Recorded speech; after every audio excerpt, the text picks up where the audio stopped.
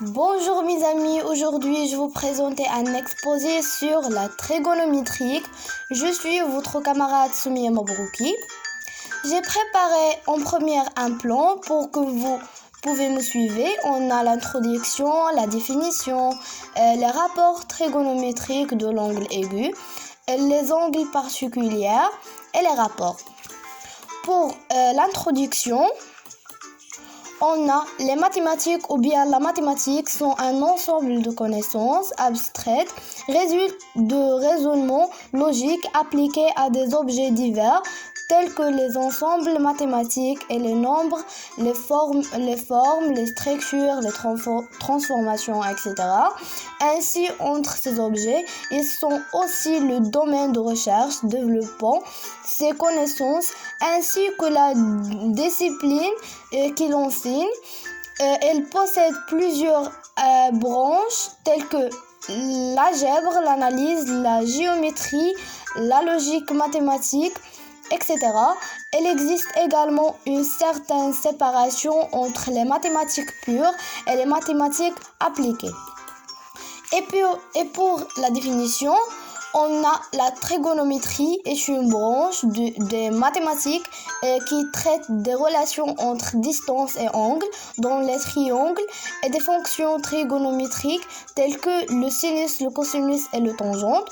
Une définition possible des fonctions trigonométriques est d'utiliser les triangles rectangles, c'est-à-dire les triangles qui possèdent un angle droit 90 degrés ou pi sur 2 qui s'appelle aussi le radien. Et parce que la somme des angles d'un triangle fait 190 ou pi est le radien, l'angle le plus grand dans un tel triangle est l'angle droit.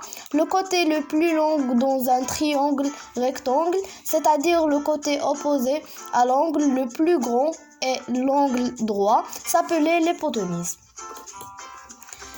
Et on a les rapports. Pour les rapports, on a un schéma qui résume le cours.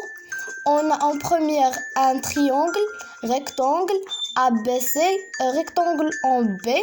On a le côté le plus grand s'appelle l'hypoténuse et on a le côté opposé à l'angle et on a aussi le côté adjacent et on a le cosinus est égal au côté adjacent sur l'hypoténuse et le sinus est égal au côté opposé sur l'hypoténuse et on a le tangente qui est égal au côté opposé sur le côté adjacent. Et on a un tableau qui le résume encore, les angles. On a pour les angles qui est égal à 0 et est égal à 30, le 45, et aussi 60 et aussi 90. On a pour le sinus de 0 est égal à 0, le cosinus est égal à 1 et le tangente est égal à 0.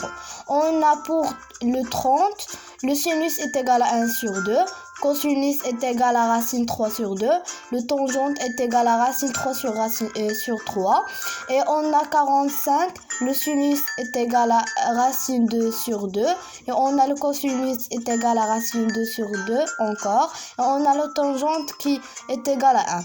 Et on a aussi le 60, le sinus est égal à racine 3 sur 2, le cosinus est égal à 1 sur 2, et le tangente est égal à racine 3.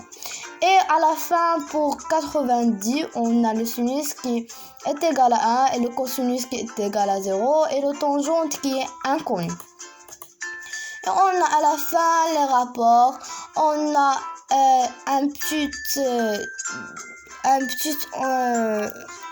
petit schéma. On a soit un angle aigu d'un triangle rectangle. En première, on a le cosinus qui est